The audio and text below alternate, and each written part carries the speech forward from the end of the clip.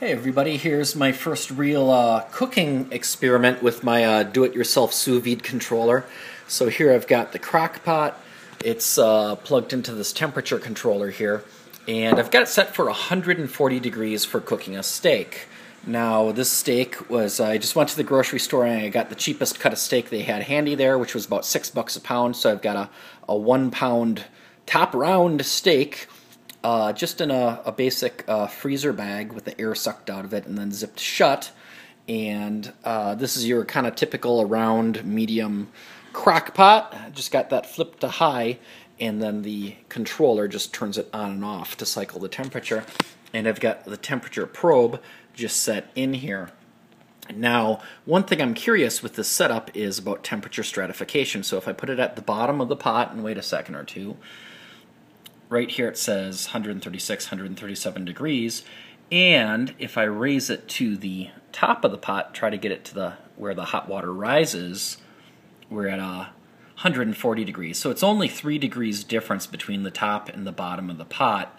Now, the steak is pretty much right at the bottom of the pot, so I'm just going to put the temperature probe right at the bottom. So the water's pretty deep, and it doesn't really matter what the temperature is except where the steak is, and it's flat. So it says it's 137 degrees down there, which sounds pretty good for a medium rare to medium.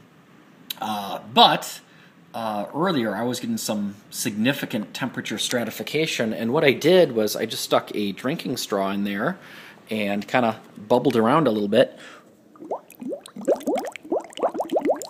because I thought that might be kind of a fun way to stir things up. And I checked it again, and sure enough, there was very little temperature stratification. And the reason why I used a straw instead of just stirring with a spoon or something is because I can automate a straw. That is, I could add, for example, an aquarium air pump, like a little fish tank, put a hose with an air stone on there, and then just that little bit of bubbles going through would cycle the water and make sure that all the water was at a single temperature, which in this case, just cooking one flat steak that's right at the bottom, not that big of a deal, but for something bigger, it would cook more evenly. So that's the experiment today, and I'll take some photos when the steak's finished. I pull it out and sear it and eat it. So that's it for today's sous vide experiment.